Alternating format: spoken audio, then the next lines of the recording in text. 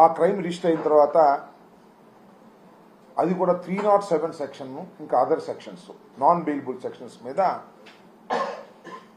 ఒక crime register అయింది. తర్వాత చంద్రబాబు నాయుడు గారు దాని మీద యాంటిసిపేటరీ బెయిల్కి వెళ్ళడం జరిగింది. యాంటిసిపేటరీ బెయిల్ కూడా హైకోర్టు వారు శాంక్షన్ చేయడం జరిగింది. ఆ కేసు ఇన్వెస్టిగేషన్లో ఉన్నటువంటి దశ. ఇందులో ప్రభుత్వం మారింది.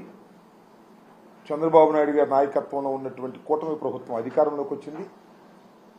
అధికారంలోకి వచ్చిన తర్వాత ఇవాళ పత్రికల్లో చూసాం. ఈ కేసు ఆ రోజున అంగళ్ళ మార్కెటింగ్ కమిటీ మాజీ చైర్మన్ డిఆర్ ఉమాపతి రెడ్డితో కంప్లైంట్ ఇవ్వడం జరిగింది. ఆయన కంప్లైంట్ ఇచ్చారు. ఈ కేసు ఏంటో కొద్దిగా పూర్వపురాలకు వెళ్తే చంద్రబాబు నాయుడు గారు ముదివేడు సమీపంలో 750 కోట్ల రూపాయలతో నిర్మిస్తున్నటువంటి ఒక రిజర్వాయర్కి సంబంధించినటువంటి అంశంలో ఆయన ఎన్జిటికి వెళ్ళి అక్కడ స్టే తీసుకొచ్చారు. దాన్ని సందర్శించాలి అనేటువంటి ఉద్దేశంతో ఆయన పెద్ద ఎత్తున నాయకుల్ని బలగాల్ని తీసుకుని వెళ్తున్నప్పుడు ఘర్షణ జరిగాయి. ఆ ఘర్షణ సందర్భంలో పోలీసుల్ని కొట్టేటటువంటి కార్యక్రమం చేశారు. వైఎస్ఆర్ కాంగ్రెస్ పార్టీ కార్యకర్తలను కొట్టేటటువంటి ప్రయత్నం చేశారు.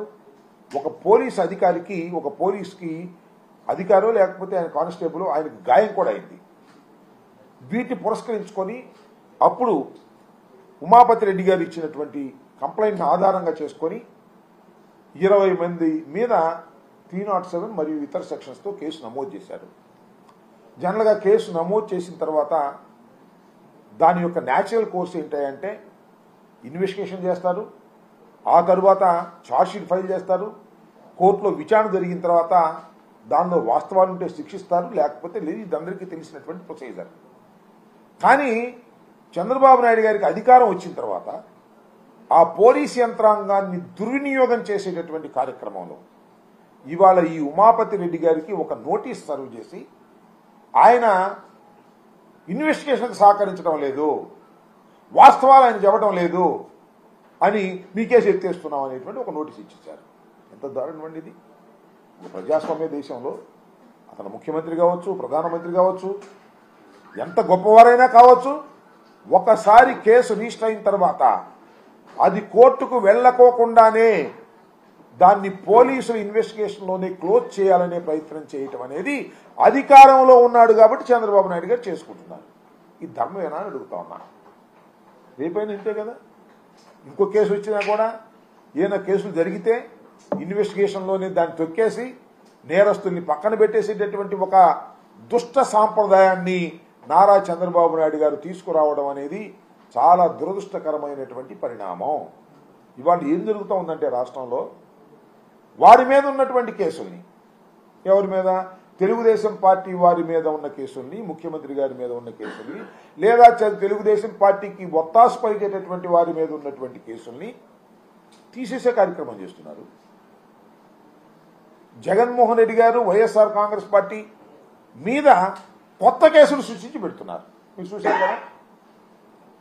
ఎన్టీఆర్ భవన్ మీద అంటే తెలుగుదేశం ఆఫీస్ మీద దాడి జరిగిందని కేసు రిజిస్టర్ చేస్తే ఇన్వెస్టిగేషన్ దశలో ఉంటే దానిలో కొంతమందిని 41 నోటీస్ ఇచ్చి అరెస్ట్ చేసి వదిలేస్తే మళ్ళా కొత్తగా కేసు ఓపెన్ చేసి దానిలో 307 వేశారు. దానిలో 307 వేసి మళ్ళా కొత్త వారిని అరెస్ట్ చేయాలనేటువంటి ప్రయత్నం చేస్తే కొంతమంది అరెస్ట్ చేశారు, కొంతమంది బెయిల్కి వెళ్ళారు. ఈ విధంగా పోలీసుల్ని, పోలీసు వ్యవస్థని ఉపయోగించుకొని తెలుగుదేశం పార్టీ వారినేమో కేసుల నుంచి తప్పించేటటువంటి కార్యక్రమం, వైఎస్ఆర్ కాంగ్రెస్ పార్టీకి సంబంధించిన నాయకులనేమో కొత్త కేసులు పెట్టి వాటిలో ఇరికించి వాళ్ళని వేధించాలి అనేటువంటి కార్యక్రమం. ఇంత దుర్మార్గమైనటువంటి పరిపాలన ఇంతకుముందు ఎప్పుడు జరగలేదు. మరి చంద్రబాబు నాయుడు గారు ఇంతకుముందు కూడా చాలా సందర్భాల్లో తెలుగుదేశం వారి మీద కేసులు ఉన్నాయి, వైసీపీ మీద కేసులు ఉన్నాయి. మేము వస్తేనే వైసీపీ మీద కేసులు తీసేసే కార్యక్రమం చేయలేదు.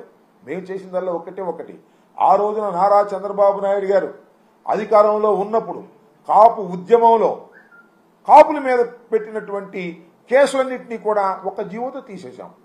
ఒకే ఒక జీవోతో, ఒక పాలసీ మ్యాటర్గా తీసుకొని అంతే తప్ప తెలుగుదేశం పార్టీ టైంలో పెట్టిన కేసులన్నింటి మా మీద కూడా కేసులు పెట్టారు, ధర్నా కేసులు తీసేయలేదే.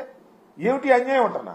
ఒక లా అండ్ ఆర్డర్ను మెయింటైన్ చేయాల్సినటువంటి ప్రభుత్వం తమ మీద కేసుని తీసేసుకోవడానికి అధికారం ఉపయోగించుకునేటువంటి పరిస్థితి చేస్తుందంటే నిజంగా చంద్రబాబు నాయుడు గారు ఏం చేయాలంటే, ఎస్ వైఎస్ఆర్ కాంగ్రెస్ పార్టీలో నా మీద కేసు పెట్టారు, ఇది ఫాల్స్ కేసు, దీన్ని కోర్టులో ఎదుర్కొంటాను, కోర్టులో ఎదుర్కొని కోర్టు నుంచి పునీతంగా బయటకు వస్తాను అని చెప్పాలి. కానీ పోలీస్ ఇన్వెస్టిగేషన్లోని అధికారులను అడ్డం పెట్టుకుని కేసులు తీసేసేటటువంటి కార్యక్రమం చేస్తున్నారంటే ఇది నిజంగా ఈ ప్రజాస్వామ్య దేశంలో ఎంత ఘోరంగా చంద్రబాబు నాయుడు గారు ప్రవర్తిస్తున్నారో ప్రజలు అర్థం చేసుకోవాలి, మేధావులు అర్థం చేసుకోవాలని కూడా ఈ సందర్భంగా నేను మనవి చేస్తున్నాను.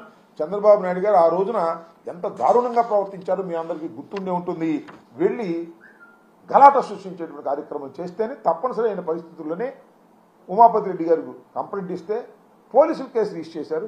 అదే పోలీసుల చేత కేసు విత్డ్రా చేయించుకునేటటువంటి దౌర్భాగ్యమైన పరిస్థితికి చంద్రబాబు నాయుడు గారు రావడం చాలా దురదృష్టకరం. దీన్ని మేము తీవ్రంగా ఖండిస్తున్నాం. ఇప్పటికైనా చంద్రబాబు నాయుడు గారు తనని కోర్టులో నిరూపించుకొని బయటికి రావాలి. ఇన్వెస్టిగేషన్లో అధికారాన్ని ఉపయోగించుకొని తప్పుకు పోతే అది సరైనటువంటి సాంప్రదాయం కాదని కూడా ఈ సందర్భంగా నేను చెప్పదలుచుకున్నాను. రెండో అంశం ఏంటంటే, రాష్ట్రంలో ఒక చాలా చిత్రమైనటువంటి పరిస్థితి వచ్చింది. చంద్రబాబు నాయుడు గారు వచ్చిన తర్వాత అన్ని సిండికేట్లు ఇవాళ అసలు టెండర్లు ఉండవు, కాంపిటీషన్లు ఉండవు, ధరలు మాత్రం వాళ్ళు నిర్ణయిస్తారు, ఆ ధరలకే మనం కొనాలి, లేదు మనం అమ్ముకోవాలన్నా కూడా ఆ ధరలకే మనం అమ్ముకోవాలి. ఇలాంటి ఒక కొత్త పద్ధతిని చంద్రబాబు నాయుడు గారు తీసుకొచ్చారు. సరే, అది ఆయన పాత పద్ధతి ఇంతవరకు 2014 to 19 వరకు చేసినప్పుడు కూడా ఇదే పద్ధతిలో ఆయన చేశారు. మరిన్ని వీడియోస్ కోసం ఛానల్ ని సబ్స్క్రైబ్ చేయండి, లేటెస్ట్ అప్డేట్స్ కోసం వాట్సాప్ ఛానల్ ని ఫాలో చేయండి అండ్ లింక్ డిస్క్రిప్షన్ లో ఉంది.